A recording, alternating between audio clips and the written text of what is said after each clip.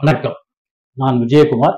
ABN films YouTube channel மூலமாக திரை விமர்சனம் பகுதியில் உங்களை மீண்டும் சந்திப்பதில் மிக்க மகிழ்ச்சி. இன்றைய திரை விமர்சனத்துல நம்ம பார்க்க போற படம் என்னன்னு பாத்தீங்கன்னா ஹாட்ஸ்பாட் அப்படின்ட்டு டைட்டில். ஆங்கிலத்தில் தான் டைட்டில், ஆனா படம் தமிழ் படம் தான். ஹாட்ஸ்பாட் அப்படிங்கிற இந்த படத்தை விக்னேஷ் கார்த்திக் என்பவர் இயக்கியிருக்கிறார்.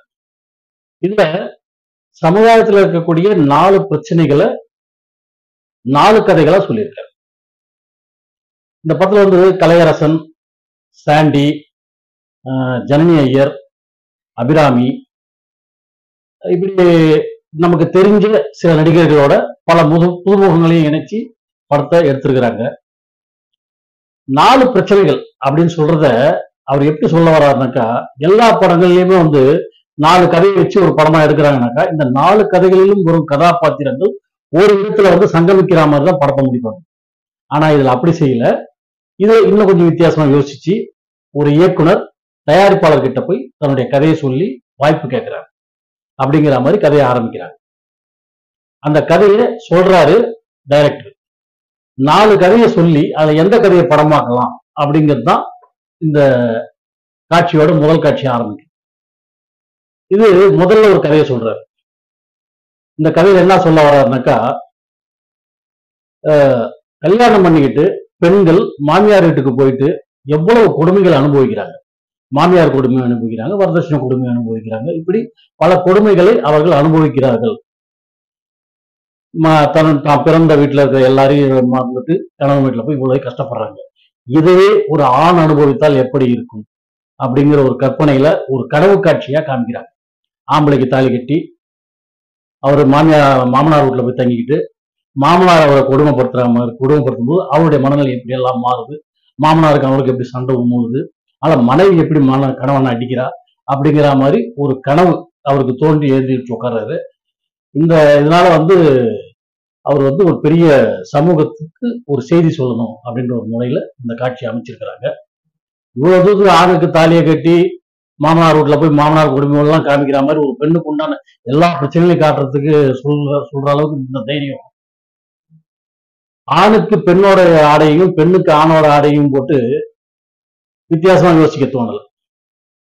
ஏன்னா அங்க ஆனாதான் காட்டுறாங்க, பெண்ணாதான் காட்டுறாங்க. அடுத்து இன்னொரு விஷயம் பார்க்க போனீங்கன்னாக்கா, இந்த கஷ்டம், ஆண்கள் படும் கஷ்டம் பெண்களுக்கு தெரிகிறதா? பெண்கள் வீட்டுல போய் படுற கஷ்டம், மாமியார் வீட்டுல போய் படுற கஷ்டம் ஆண்களுக்கு இப்படி இருந்தா என்ன ஆகும்?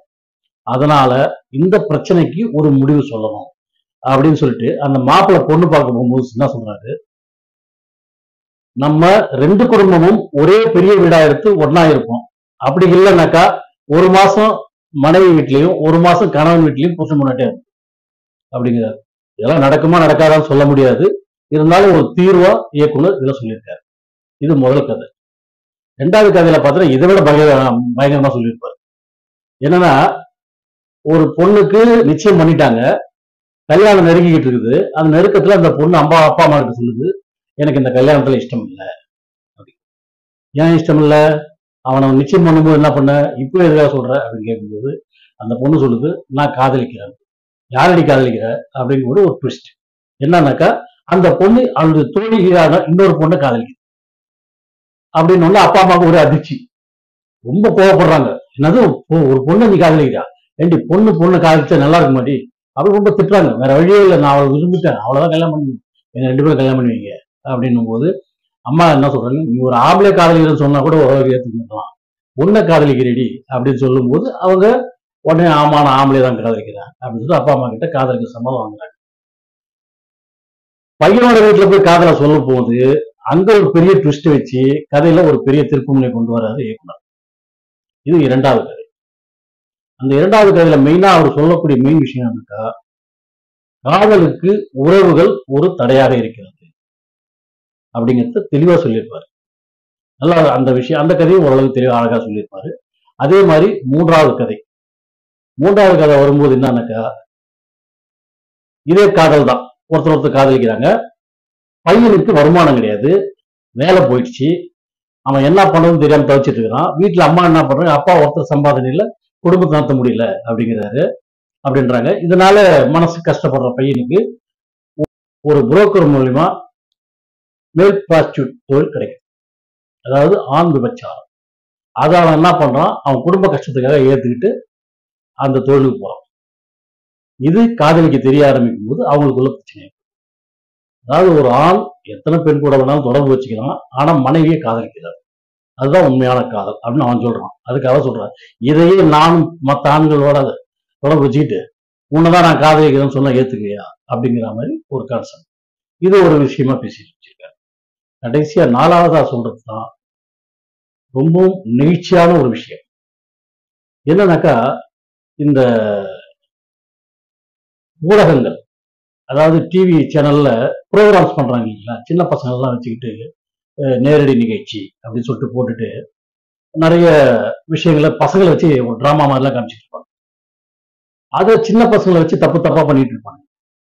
அதையெல்லாம் அதை காட்டுறான். அதனால அந்த குழந்தைகளுக்கு ஏற்படக்கூடிய பாதிப்பு என்ன, இந்த சேனல்லாம் ஏன் இந்த மாதிரியான ஒரு ப்ரோக்ராம் நடத்துறாங்க, இவ்வளவு மட்டமான ஒரு ப்ரோக்ராம் நடத்தி இதுல வேற கைத்தட்டி ஆரவாரமா சந்தோஷமா சிரிக்கிறது.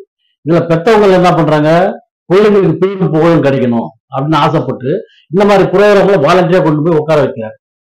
இது பெற்றவங்க மேலேயும் தப்பு இருக்கு, ப்ரோக்ராம் நடத்துறவங்க மேலேயும் தப்பு இருக்கு அப்படிங்கிறத சொல்லி, இது எல்லாருமே எல்லா கதையிலையுமே ஒரு மூலதனமா சொல்லி வர விஷயம்னாக்கா சுயநலம்.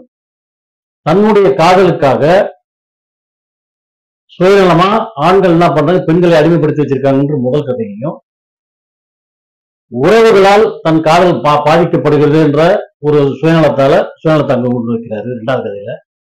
அதே மாதிரி 3வது கதையில பாத்தீங்கன்னாக்கா, தன்னுடைய குடும்ப சூழ்நிலையின் காரணமாகத்தான் நான் விபச்சாரத்தில் இறங்கினேன் என்ற ஒரு சுயநலத்தை காட்டுறாங்க. 4வது கதையில பணம் சம்பாதிக்கிறதுக்காக சேனல் சுயநலமா எடுக்கிற ப்ரோக்ராம், பிள்ளைங்களுக்கு பேரும் புகழும் கிடைக்குதுங்கிற சுயநலத்துக்காக நடக்கிற சம்பவம். இப்படின்னு எல்லாமே சுயநலத்துல கொண்டு போய் கடைசி முடிவுல இருந்து கொண்டு வந்தாருங்க.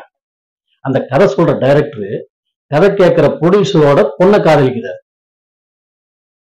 அதனால ப்ரொடியூசரை தன்வசப்படுத்துவதற்காக இந்த கதைகளை சொல்லி அவருடைய வீக்னஸை புரிஞ்சுக்கிட்டு அதை தட்டி பச்சு அதை வச்சு சொல்லி அவருடைய பொண்ணு இவர் கல்யாணம் பண்ணி வச்சுக்கிற மாதிரி சுயநலத்தோடு இவர் முடிக்கிறார் கதை. இப்படி ஒவ்வொரு விஷயங்களும் ட்விஸ்டோட சொன்னாலும் இன்றைய சமுதாயத்தில் நடக்கக்கூடிய சம்பவங்கள் அனைத்துமே அவரவர் சுயநலத்திற்காகத்தான் நடக்கிறது என்பதை தெள்ள தெளிவாக சொல்லி இருக்கிறார் இயக்குனர். பாடல்கள் அனைத்துமே மாண்டேஜஸ் சாங் தான். காட்சிகளுக்கு பின்னணி இசையில வரும்போது பாடல்கள் வந்து போயிடுது. வசனங்கள் அனைத்துமே இரட்டை அர்த்த வசனங்கள். நிறைய வசனங்கள் ரொம்பவும் வல்கராக வச்சிருக்காரு. ஏன்னாக்கா ஜனங்களை கவர் பண்றதுக்காக. எல்லாமே எதிர்மறையான கதைகளாகவும் எதிர்மறையான வசனங்களாகவும் எதிர்மறையான காட்சிகளாகவும் முழுமையாக ஆக்கிரமித்திருக்கின்றன. இது அதனாலதான் இந்த படத்துக்கு தணிக்கையாளர் ஏ சர்டிபிகேட் கொடுத்துருக்காங்க.